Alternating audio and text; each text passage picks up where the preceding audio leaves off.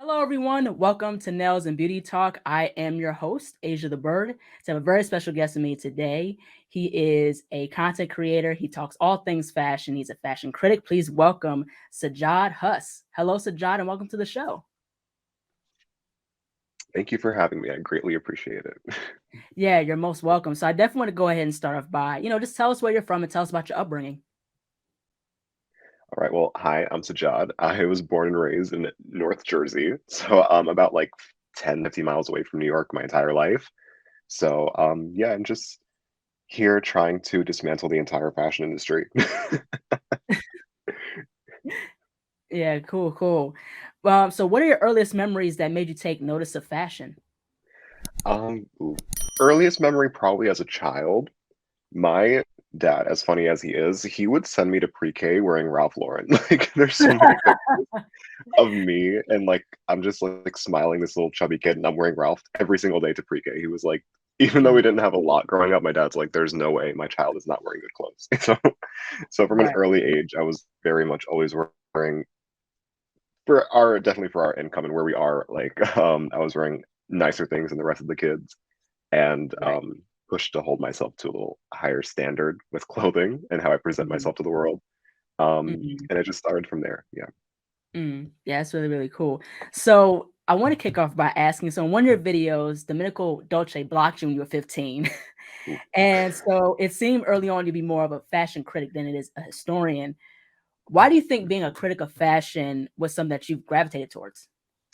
I don't even know if I would call myself a critic. I just observe and commentate on everything because I like calling out things for what they are. There's a big part of the industry is kind of like the magic behind the curtain and what you don't see and what you don't get. Anyone knows what goes on.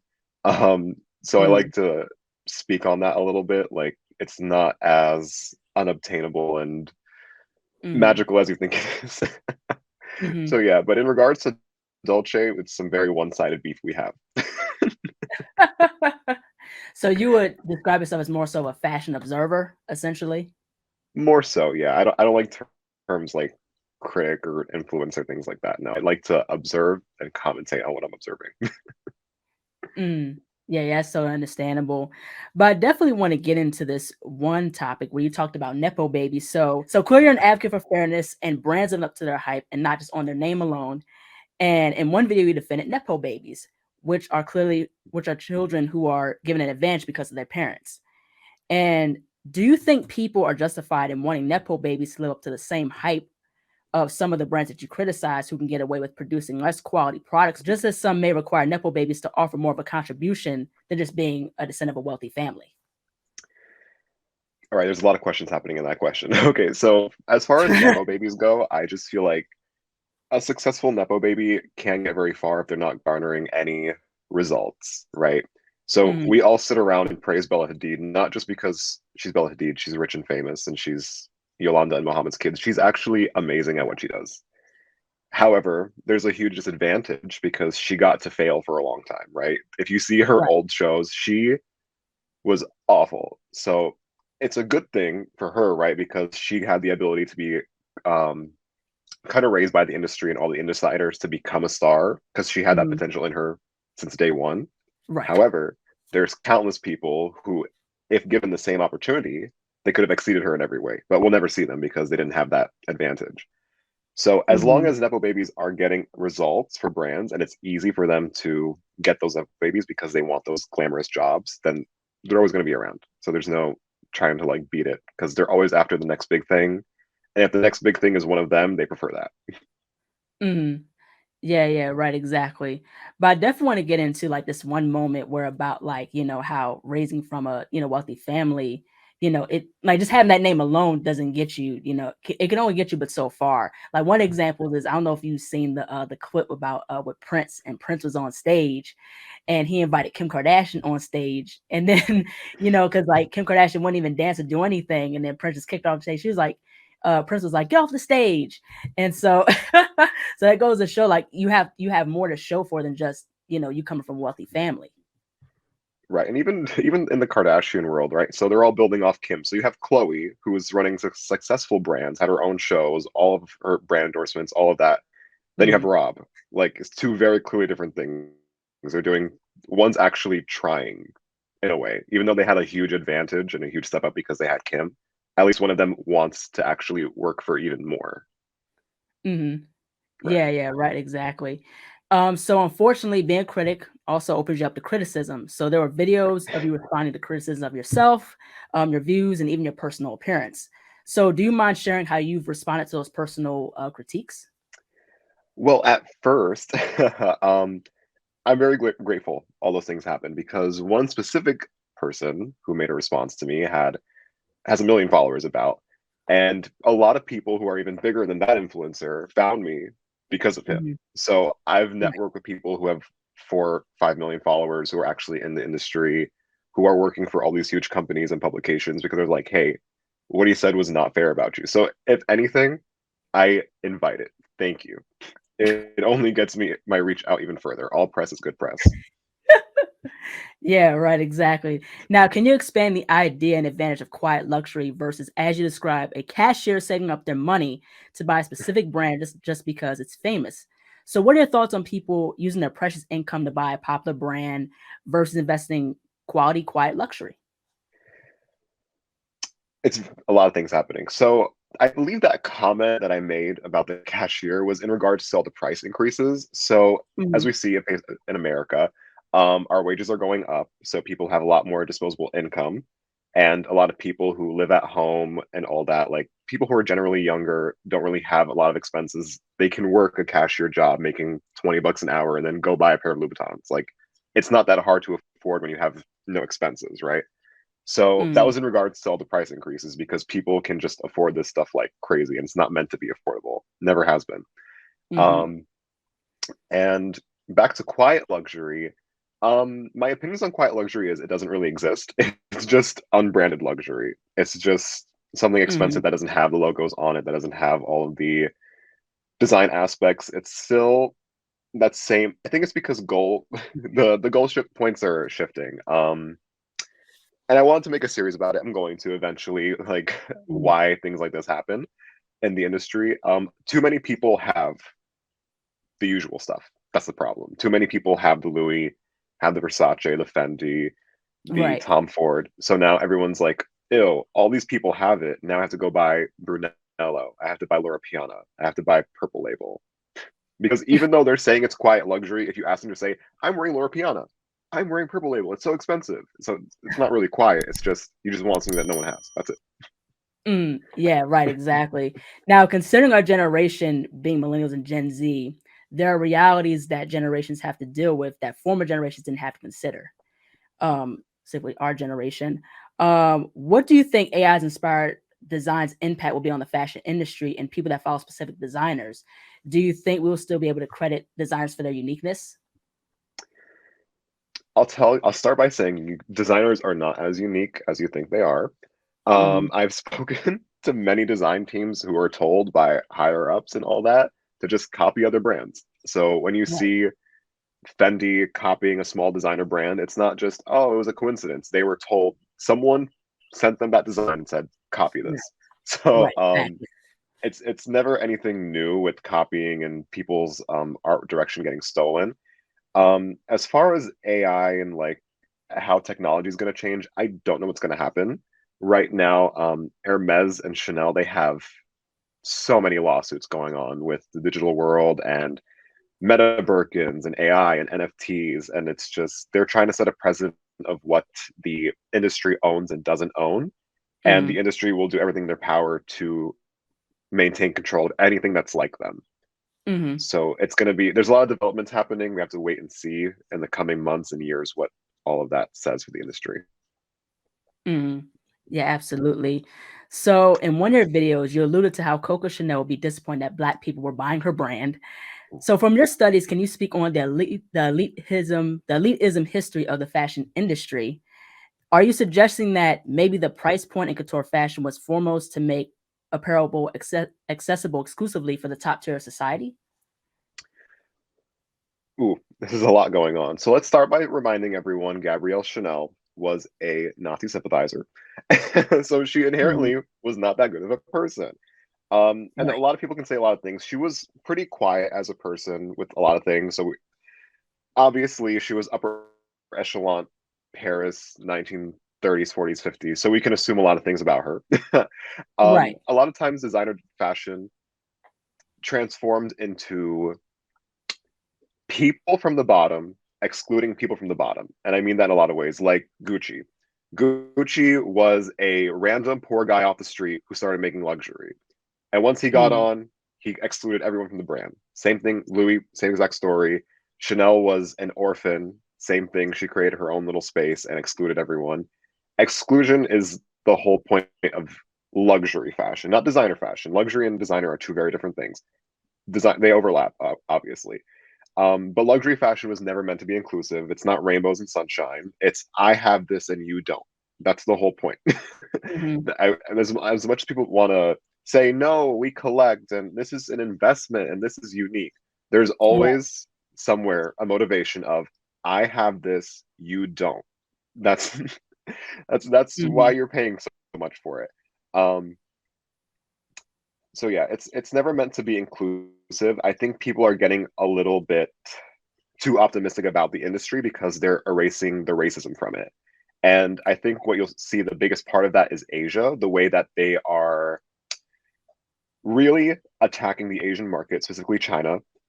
It's not because they want to include them. It's not because they have Right. this epiphany that everyone should have this stuff. It's because there's a lot of people in China making a ridiculous amount of money and they want that money. It's not because they're standing up for them or they actually genuinely care about Right. them. They want the money. Mhm. So it's not bringing any change. You're not. It's not. Dolce and Gabbana aren't suddenly not racist anymore and support all these things. They just want the money. That's it. So if including more people makes them more money, they're going to do it. Mhm. Yeah, Yeah, yeah, right, exactly. I could totally agree. A lot of these brands are about making money. They're about, like the fashion industry is very, very competitive and they don't care about how the consumer feels. exactly. Yeah, absolutely. But I definitely want to get into influencers. Like this is a really cool topic. So today it's all about making a buck. It seems that influencers can sensationalize anything for monetary gain and discard quality over quantity. Should influencers be held accountable for their knowledge of fashion and the brands they promote? Absolutely 1,000%. And I'm going to tell you insight to you about this. There's some influencers out there who went to the Dolce and Gabbana show recently and they didn't post it on their main story. They were posting it on Instagram on their close friends story Mhm, because they didn't want their followers to know they were at the Dolce and Gabbana show, which is so funny. mhm, But I absolutely 100% think they should all be held accountable for the kinds of relationships that they foster. mhm, It comes across as very disingenuous sometimes, especially the biggest brand with that I feel is Valentino, because almost every influencer that is babied by Valentino, that gets paid, that gets sent free product, they don't even like Valentino that much. No one ever, if you look into the influencers who work with Valentino specifically, they never post about it. They're never shopping about the at the Valentino stores. They're not really reviewing shows or old couture. They're getting paid to go to the show, getting mhm, free product, and they just make a post every once in a while. So, and I think more consumers are being educated on that with people like me calling it out and saying this person is just out for the money. They don't care. mhm, And it's becoming a lot more see-through with some people, especially because you have platforms like TikTok where you're going to have to disclose anything you get from brands. Um, if you say even though I've had videos where I've said one positive thing about a brand, and they're like, "Are you sure this is not paid? You're not being paid by them?" So they keep a very close track on that, which I do appreciate in a way because the marketing tactics are very sly and the way they get into your head with giving free products to influencers. So a lot of these influencers are very disingenuous, and it's going to catch up with them eventually. mhm. Yeah, right, exactly. Now, the many people that I've interviewed have an Instagram, Twitter, YouTube, and TikTok account, but most of them gain their popularity through TikTok. Why do you think that's the case? There's so many things like I can talk about TikTok for hours. TikTok is such a strange platform. And I Mhm, think it's because content moves fast. You don't have to go out of mhm, your way to find content. Like the YouTube experience is you go to YouTube's app or website, Then you go to the channel you want, or you go into your subscriptions and you find a specific video you want, and that ranges from what, 3 to 30 minutes, usually a video. Mhm. And you have to sit there and watch the whole content for people to get to their point. And on TikTok, the videos that do well are shorter. So in Right. all my videos, I have 60 seconds to get my point across. And people Mhm. appreciate that. They just want you to get to the point and move on. So I Yeah, think yeah. that's a huge part of their success is the shorter content. Like people will want shorter content. And if they want to seek out longer content, they can. But Mhm. genuinely, it's just setting a precedent that people just want you to get to the point. Like stop beating around the bush and all this filler. I don't care. Just get to your point and move on. And so they can swipe and move to the next creator. Mhm. Yeah, right, absolutely. Now, if you had a top 5 list in regards to designers, who would they be and why? Brands or actual designers? I had to ask this question. Like people or the actual brand? I would say people. People more so. People. Ooh, strong. Okay, I would say Alexander McQueen. Mhm. Um, I will die on this hill that he is the most important designer ever. I don't care what anyone has to say about it. I don't care about silhouettes and materials. He is the most important fashion designer to have ever lived, and I will defend that till the day I die. Um, my number two would be Ralph Lauren, only because I feel that he's extremely underrated. All Mhm. of the facets of American style and a lot of streetwear is attributed to Ralph Lauren. He has created everything that is American fashion, and no one ever gives him the credit for it. So really love Ralph. Oh God. See, I was prepping for brands, not people, and I forgot to ask you. So number three. On number three, I would say Carl. Carl had a huge influence, obviously, and I think he showed that you can do Mhm. a lot of things at once because he was managing his own brand, kinda. He didn't have too much in his brand. Um, Fendi and Chanel. So I think he showed that people who are creative can create for anything, right? And that lack of creativity you see with, like, let's say Eddie Salmon at Saint Laurent and now at Celine, he can only Right. design one aesthetic, one creation, one vibe. That's it. He can't create anything beyond that. And I think Mhm. Carl was very important to showing creativity should have no bounds and Right. no limits. Ooh, who would be my number four? I really love Rei Kuokobo. I think Japanese designers are extremely underrated, and it's because that in general, Japanese designers work better with texture as opposed to European. European, it's a lot about branding. Um, Mhm. Nowadays, at least, it's all about the branding. But still, Right. in Japan, it's all about the design, the aesthetic, and texture. And she has had one of the most impactful um, takes and creations on texture. It's absolutely incredible. Um, my fifth designer that I love the most. I wouldn't say I like the most, but one that I have an extreme admiration for always will be probably Zach Posen Mhm. because he is a he is a poster child of how you can get anywhere by being a good person. And I will also defend that forever. The reason his Mhm. entire brand failed is because he wasn't cutthroat. He didn't screw anyone over. He didn't take advantage of everyone, and it caught up with him. He is an amazing designer. He's created such important looks and so many people to draw some inspiration from still for such a young and new designer. And he didn't get as far as he absolutely should have because he didn't do what all these other designers do to get ahead. So Mhm. I do respect and admire him for taking that route. Mhm.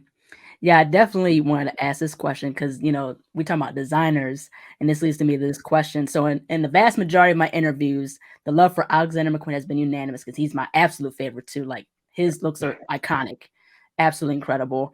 Considering how the older generations complain about the music scene of their era versus today in quality, do you think it's a possibility that Alexander McQueen stands out so much because of the lack of peers like Christian Dior, Cristobal Balenciaga, Pierre Balmain, and other greats from the eras of the past? That's a great question. Alexander McQueen, for such a long time, people were trying to crack the code of what he was designing for and what he was trying to achieve. And I think the best summarization of that is I forgot who initially came up with it, but he was trying to show the beauty in the grotesque. there is beauty in every single thing around you, no matter how awful and wretched it is, there Right. is an amount of beauty in it. Mhm. And he was shunned by the industry for such a long time. I think that if we were all alive and around in the 90s, there's a good chance we wouldn't have liked him back then. A lot of people did not support him. So many banks wouldn't work for him, and people wouldn't put on his shows, and fashion journals and editors wouldn't even appear at the shows because of how extreme they were. But it's the people like that who are remembered. We're not going to remember Demna. We're not going to remember the Dolce and Gabbanas. We're not going to remember. I Mhm. even doubt that one day we'll even remember Donatella Versace because her impact is as absolutely not as big as Gianni's. But however, McQueen is one who will live on through time. I think it's because it's such a huge story of tragedy with his life, and that's something that people kind of resonate with a lot. He lived an extremely sad and tragic life, and people can see a lot of themselves in him and his work. Right. Yeah, yeah, that's the thing. Like he really portrayed that in his work. Like his work was the most iconic, especially in the early 2010s. Yeah. Like it's really, really cool. Him, Gualpei. I don't know if you heard of her, but she has like these beautiful like pieces, representing her culture. You got Elie Saab, you have Zahir Murad. These are people that I gravitate towards, because their uniqueness, but also they are, they have like the memorableness to their fashion, you know. And also too, there's this new fashion designer. His name is Kevin Germanier, and I like a lot of his stuff because, it's very recycled. He uses different materials. He pushes the boundaries of fashion and what fashion could be. Same thing with Iris Van Herpen, who manipulates 3D printing in her fashion design. So there's great artists out there. But yeah, Alexander McQueen is the blueprint. He really set the standard. Yeah, I definitely agree, 100%. Yeah, absolutely. Now, who is Sajjad Hus and what does his lifestyle look like in 10 Not years? as glamorous as he wants it to be, but I don't know. I'm just trying to find my lane. I've been on TikTok since how long has it even been? Since May of 2022. Almost all those old videos have been private now. So I've really committed after vacation this summer because I went on a huge vacation to see family overseas, and I went on a trip to Vegas and all that. So that was a fun summer. So after I came back, I couldn't find a marketing job anywhere, and I was like, you know what? I'll just market myself because I'm good at marketing. So nothing about my audience and my growth is accidental or lucky. It's 100% deliberate. I know exactly what I'm doing and how I'm doing it. There's a point and a reason Mhm. to every single thing I do. Um, so yeah, my lifestyle, I'm just trying to aspire to be a little bit more knowledgeable on these things. Because a lot of times in the fashion industry, people will look at, the Birkin collectors and the Chanel collectors with a lot of envy. Like, I wish I had that Himalaya Birkin, and I wish I had that limited edition 1980s Chanel. You know who I'm envious of? Haute Lemode. He is so wicked smart with anything with fashion. Like, he can see something on the street and just be like, "Oh, that top is inspired by the 2003 Prada Fall Winter show." And I'm like, "How'd you even know that?" And I'm like, "How do you even know that?" So, I Right. really aspire to learn a lot more and to really tell people how it is about the industry and why it is the way it is. Um, yeah, and I'm just trying to build. So I have things in the works that are coming up. It'll be a lot of fun. All right, that's really, really cool. Last but not least, where can people find you on social media? I am on TikTok. I'm at sajjad.hus. And there you'll find my links, everything, my Instagram, personal Instagram, the YouTube channel I'm trying to build, which I'm very lazy with. Very Mhm. lazy with my new business, Instagram and YouTube, just because life in general has been so crazy. Um, but working on it, and hopefully in the coming weeks, you're going to see longer form content, more about what I actually wear and buy and how I get deals and how we can make a more meaningful impact in the fashion world all around us. Mm. Yeah, right, absolutely. Well, thank you so much, Ajay, for jumping onto the show.